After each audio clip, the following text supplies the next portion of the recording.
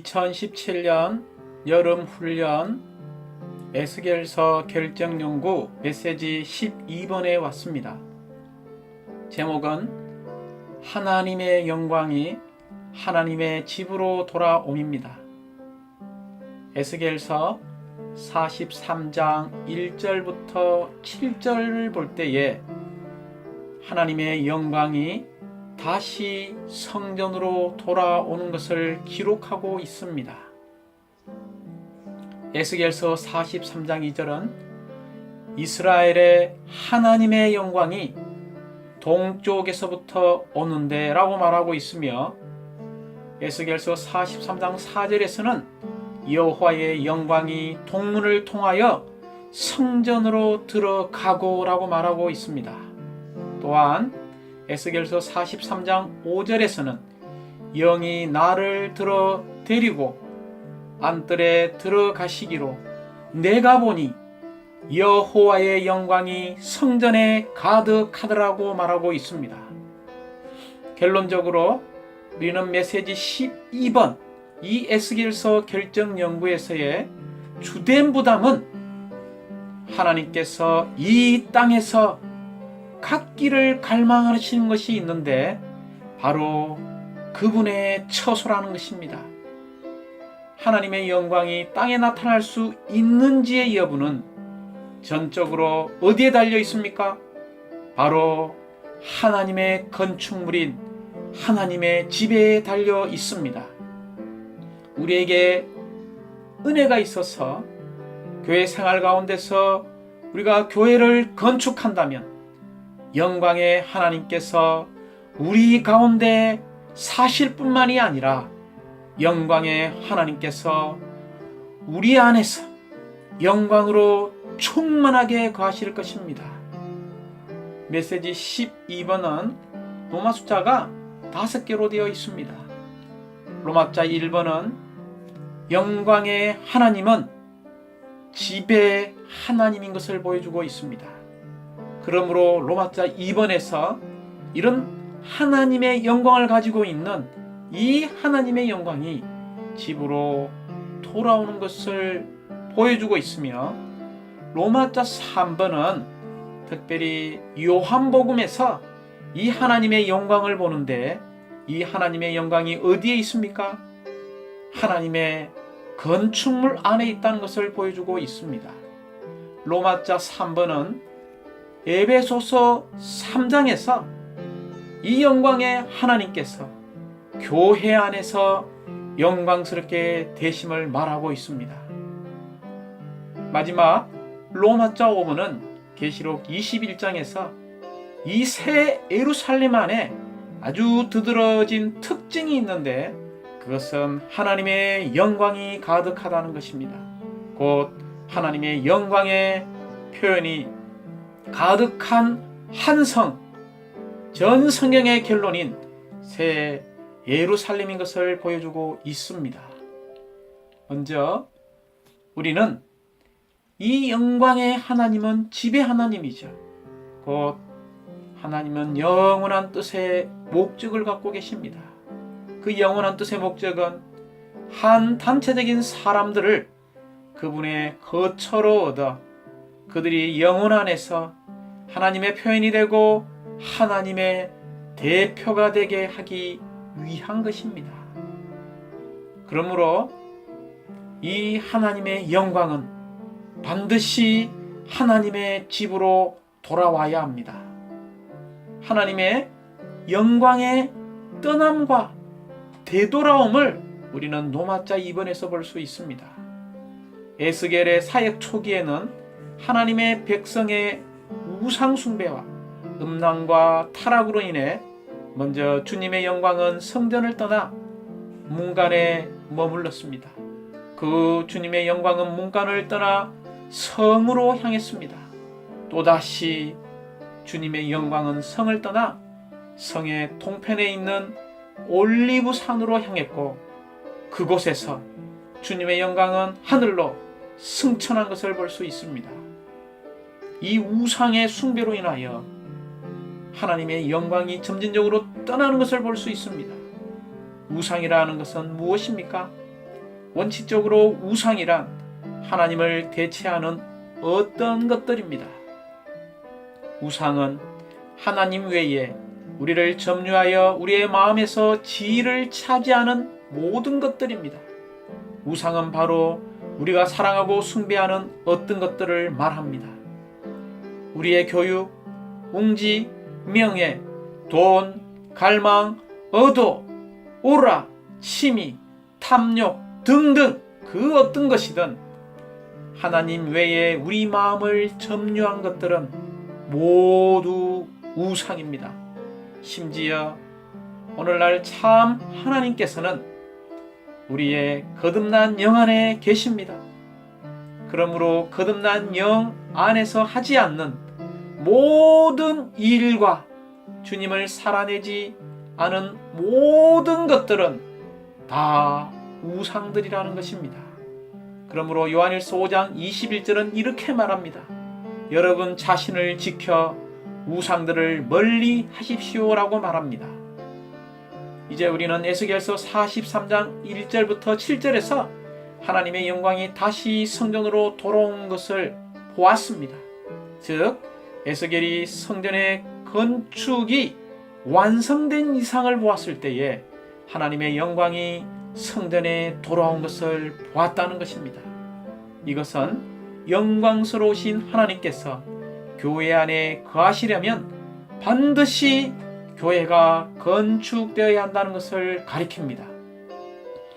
로마서 3번에서 이 요한복음은 하나님의 건축물 안에서 하나님의 영광을 볼 수 있는 것을 계시하고 있습니다. 특별히 우리가 육체 되심의 원칙 안에 살 때 하나님의 영광을 볼 수 있다는 것입니다. 육체 되심의 의미는 무엇입니까? 육체 되심의 의미는, 이 성육신의 의미는 하나님과 사람의 연합이며 하나님께서 사람 안에서 살아 나타나시는 것입니다. 이러한 하나님과 사람, 신성과 인성의 연합의 결과로 우리는 하나님의 집, 하나님의 거처, 곧 성막이 되며 이 성막 안에서 하나님은 안식하시며 거처를 정하십니다. 육체 되심과 장막을 치심의 원칙 안에서 사는 한 무리의 사람들이 있을 때마다, 또한 그러한 사람들이 있는 곳마다 영광이 충만할 것입니다. 로마서 4번에서 에베소서 3장은 하나님께서 교회 안에서 영광스럽게 되시는 것을 계시하고 있습니다. 우리는 교회에 대해서 너무나 많이 들어왔습니다. 교회에 대한 가장 높은 정의가 무엇입니까? 교회에 대한 가장 높은 정의는 바로 하나님의 충만은 하나님의 표현으로서 교회인 것이라는 것입니다. 곧 하나님의 충만인 교회 안에 있는 하나님의 표현이 바로 영광이요, 이것이 교회에 대한 가장 높은 정의입니다. 이제 계시록 21장에서 이 새 예루살렘에 두드러진 첫 번째의 특징은 바로 하나님의 영광, 곧 하나님의 자신의 표현이 가득한 성이라는 것입니다. 하나님의 영광이 우리 가운데 돌아오게 하고, 또한 하나님의 영광이 우리 안에 들어와서 우리를 흠뻑 적시고 충분히 적시고 우리를 통해서 흘러나갈 때에 우리와 함께 하나님께로 영광이 돌아가는 개인적인 그리스도인의 생활과 단체적인 교회 생활이 있을 것입니다. 영광의 하나님께서 우리 가운데 사시고, 또한 영광으로 충만한 하나님의 집을 건축하는 오늘날의 교회 안에 있는 이기는 이가 되기를 원합니다. 이제 우리는 좀 더 구체적으로 이 노마자 1번은 영광의 하나님은 집의 하나님이라는 것입니다. 사도행전 7장 2절에 볼 때 우리 조상 아브라함이 메소포타미아에 있을 때 영광의 하나님께서 그에게 나타나시어라고 말하고 있습니다. 영광의 하나님께서 아브라함을 부르셨을 때 아브라함은 그 영광에 의해 매혹되었고 사로잡혔습니다. 그 원칙은 오늘날 신약에 있는 민들에게도 동일합니다. 오늘날 영광의 하나님께서 복음 전파를 통해 우리에게 오셨을 때 우리 모두는 영광 안에 계신 주님께 사로잡혔고 매혹되었고 보이지 않지만 우리는 보이지 않는 하나님을 사랑하는 사람이 되었고 이 영광의 하나님을 사랑하는 사람들이 되었습니다. 또한 에베소서 1장 17절은 우리 주 예수 그리스도의 하나님 영광의 아버지께서라고 말하고 있습니다. 이 구절에서 바울은 영광의 아버지라는 용어를 쓰고 있습니다. 영광은 하나님의 나타남, 곧 표현되신 하나님입니다. 그러므로 영광의 아버지는 그분의 많은 아들들을 통해 표현되시는 하나님을 말하고 있습니다. 아버지라는 칭호는 거듭남을 함축하고 영광이라는 단어는 표현을 함축합니다. 그러므로 영광의 아버지라는 칭호는 우리의 거듭남과 영광을 표현함을 함축하고 있습니다. 우리는 하나님에 의해 거듭났으며 우리는 하나님의 영광의 표현들입니다. 또한 창세기 35장 이전에 하나님은 특정인의 하나님, 예컨대 아브라함의 하나님이나 이삭의 하나님이나 야곱의 하나님으로 불리셨습니다. 하나님은 개개인들의 하나님이셨습니다. 그러나 창세기 35장 7절에서 우리는 엘베델, 즉 하나님의 지배의 하나님을 봅니다. 그분은 더 이상 단순히 개개인들의 하나님이 아니십니다. 그분은 지금 단체적인 몸인 하나님의 지배 하나님이십니다. 많은 그리스도인들이 하나님을 단지 그들 개인의 하나님으로 체험합니다. 하나님을 하나님의 지배 하나님으로 체험하는 사람은 그리 많지 않습니다. 여러분은 단체적인 몸의 하나님이신 그분을 얼마나 많이 체험했습니까? 우리 모두는 개개인에게 하나님이 되실 뿐만이 아니라 하나님의 집에 하나님이 되시는 그분을 반드시 체험할 필요가 있습니다. 오직 우리는 교회 생활 안에서만 하나님의 집에 하나님을 체험할 수 있습니다. 결국 이 영광은 하나님의 표현이고 이 건축물은 삼위일 하나님의 단체적인 표현이 될 것입니다. 노마자 2번에 하나님의 영광이 집으로 돌아오는 것입니다. 이 땅에 하나님의 영광이 집으로 돌아오는 것이 바로 하나님의 갈망입니다. 그것은 이 땅에서 하나님이 거할 처소인 바로 한 건축물을 얻는 것입니다. 하나님의 영광이 다시 하나님의 집으로 돌아오는 것이 하나님의 구원의 목표입니다. 곧 이 땅에서 하나님의 거처인 집인 교회를 건축하는 것이 오늘날 하나님의 구원의 목표인 것을 보기 원합니다.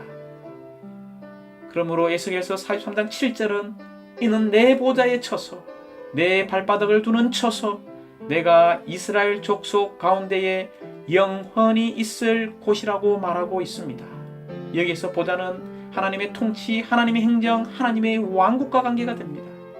여기에서의 발바닥은 바로 땅에서의 하나님의 움직임을 위한 것입니다.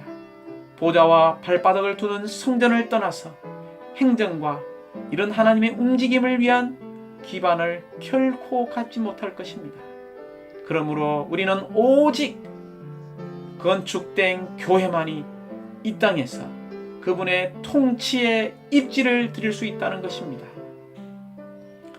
그러나 우리가 기억해야 할 것은 성전의 우상들을 섬길 때에 하나님의 영광이 떠난 것을 보았습니다. 우상을 숭배할 때에 하나님의 영광은 먼저 성전을, 다음은 성을, 마지막으로 백성을 떠나는 것을 보았습니다. 여호와의 영광이 이스라엘을 떠난다는 것은 바로 하나님의 심판의 결과입니다. 우리가 출애굽기 40장 34절을 볼 때에 모세가 이 성막을 건축할 때에 하나님의 영광이 충만한 것을 볼 수 있습니다. 그러나 사무엘상 4장에 이런 블레셋에게 계를 빼앗겼죠. 이때 하나님의 영광이 있다는 것을 볼 수 있습니다. 그러나 우리가 왕상 8장 10절부터 11절을 볼 때에 이 솔로몬이 성전을 완공했을 때에 영광이 회개하고 또 영광이 충만한 것을 볼 수 있습니다. 그러나 그들이 우상 숭배할 때에 이 성전은 파괴되었습니다. 다 포로로 잡혀갔죠.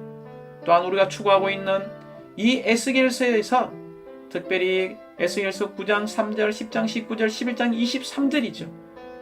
우상 숭배가 가득할 때, 하나님을 떠날 때에, 하나님 외에 다른 것을 사랑하고 섬길 때에 영광이 성전과 성을 떠나는 것을 볼 수 있습니다. 그러나 에스겔서 43장 1절부터 12절을 읽을 때에 이런 하나님의 영광이 돌아오는 것을 볼 수 있는데 무엇 때문에 돌아왔습니까? 바로 하나님의 집이 건축될 때에 하나님의 영광은 돌아옵니다. 우리가 이 에스겔을 추구할 때 에스겔의 초기의 사역은 주님의 영광이 성전을 떠나는 것을 볼 수 있었지만 이 에스겔의 후기의 사역을 볼 때에 하나님의 영광이 주님의 집으로 다시 돌아온 것을 볼 수 있습니다. 주님의 영광이 어떻게 돌아왔습니까? 하나님의 집의 건축이 완성될 때에 하나님의 영광이 해가 뜨는 동쪽으로부터 돌아오기 시작했습니다. 할렐루야! 이러한 주님의 영광이 다시 다시 들어오는 것은 전적으로 그분의 보좌와 그분의 발바닥을 위한 장소가 예비되는 것을 말하고 있습니다. 그러므로 우리는 왜 하나님의 영광이 돌아왔는지를 이해하는 것은 너무나 중요합니다. 주님의 영광이 돌아온 이유는 성전 건축이 완성되었기 때문입니다. 오늘날 우리가 사랑하는 주님은 이 땅에 다시 되돌아오기를 얼마나 갈망하시는지 모릅니다. 하지만 그분께서 돌아오시기 위해서는 그분의 발바닥이 쉴 수 있는 장소, 즉 그분의 두 발을 두실 수 있는 장소가 필요합니다. 그 장소는 그분의 거처, 그분의 집입니다. 바로 이 땅에서 주님께서 그분의 발을 두실 수 있는 장소, 곧 건축된 교회가 필요합니다. 이제 우리는 로마서 3번에서 이 요한복음은 하나님의 건축물 안에서 하나님의 영광을 볼 수 있다는 것입니다. 육체 대신 말씀이신 이 그리스도 안에 영광의 하나님이 충만했습니다. 그분은 영광으로 충만한 바로 오늘날 이 땅에서 움직이는 살아있는 장막이었습니다. 또한 성막이었고 성전이었습니다. 결국 그리스도께서 죽고 부활하신 다음에 그분은 영광스럽게 되셨죠. 그 결과 이 땅에 확대되고 우주적인 신성하고도 인간적인 합병체인 아버지의 집을 산출했음을 감사합니다. 이런 아버지의 집은 결국 온 땅에 있는 믿는들이 그리스도의 몸의 하나를 건축할 때에 그 건축된 교회 안에 신성한 영광 안에서의 하나가 가득하게 될 것입니다. 특별히 우리는 육체되심의 의미를 분명히 볼 필요가 있습니다. 육체되심의 의미는 하나님과 사람의 연합이며 하나님께서 사람 안에서 살아 나타나시는 것을 말하고 있습니다. 이런 연합의 결과로 우리는 하나님의 거처 곧 성막이 되며 이 성막 안에서 하나님은 안식하시며 그분의 거처를 정하십니다. 육체되심과 장막을 치심의 원칙 안에 사는 한 무리의 사람들이 있을 때마다 또한 그러한 사람들이 있는 곳마다 하나님의 영광이 있을 것입니다. 그러한 사람들은 매우 평범해 보일지 모르지만 그들 가운데와 그들 안에는 영광의 하나님이 나타날 것입니다.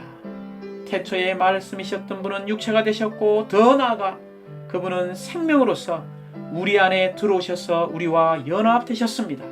우리가 이러한 연합과 그분의 장막을 치심을 처음 할 때 하나님은 우리를 통해서 나타나실 것입니다. 로마서 4번은 에베소서 3장으로서 하나님께서 교회 안에서 영광스럽게 되시는 것을 말하고 있습니다. 아버지께서 그분의 영광의 풍성에 따라 성도들을 강하게 하시기를 기도한 에베소서 3장 14절부터 16절을 볼 수 있습니다. 영광이 성도들 안에 일에 넣어지는 것이 너무나 필요합니다. 그러므로 에베소서 3장 21절에서는 하나님께서 교회 안에서 영광이 있으시기를 바랍니다 라고 기도했습니다. 성도들 안으로 일에 넣어진 영광이 결국 하나님께로 돌아가는 것입니다. 하나님의 영광은 교회 안으로 일에 넣어지시고 결국 교회 안에서 하나님의 영광이 표현되게 될 것입니다. 에베소서 3장 19절은 이렇게 말합니다. 하나님의 모든 충만에 이르도록 여러분이 충만하게 되기를 바랍니다. 또한 에베소서 3장 21절에 교회라는 것이 나오는데 이 교회가 바로 에베소서 3장 19절의 충만입니다. 따라서 하나님의 충만은 하나님의 표현으로서 교회입니다. 곧 하나님의 충만인 교회 안에 있는 하나님의 표현이 영광이라는 것입니다. 이것이 교회에 대한 가장 높은 정의입니다. 우리가 다시 한번 에베소서 3장 16절부터 16절까지를 유심히 읽어본다면 사도 바울은 아버지께서 그분의 영광의 풍성에 따라 성도들을 강하게 해주시기를 기도했습니다. 이것은 하나님의 영광이 성도들 안으로 일에 넣어질 수 있음을 함축하고 있다는 것입니다. 우리는 하나님의 영광의 풍성에 따라 강하게 되어 속 사람에 이루고 있습니다. 이 영광은 하나님과 함께 우리에게 오며 우리 안으로 일에 넣어진 후에 우리와 함께 하나님께로 되돌아갑니다. 이러한 양방향의 통행을 통하여 우주 안의 첫 열매인 교회는 하나님께 영광을 돌리는데 앞장서게 되는 것입니다. 하나님의 영광은 교회 안으로 일에 넣어지고 하나님은 교회 안에서 표현되십니다. 따라서 교회 안에서 하나님의 영광이 있게 됩니다. 즉 하나님께서 교회 안에서 영광스럽게 되시는 것입니다. 이러한 건축에서 그리스도는 아버지에 의해 그분의 영광의 풍성을 따라 그분의 영을 통하여 능력으로 속사람이 강하게 된 믿는 이들 마음 안에 그분의 거처를 만들고 계시며 믿는 이들을 완결되신 삼위일 하나님의 충만인 표현에 이르게 하고 계십니다.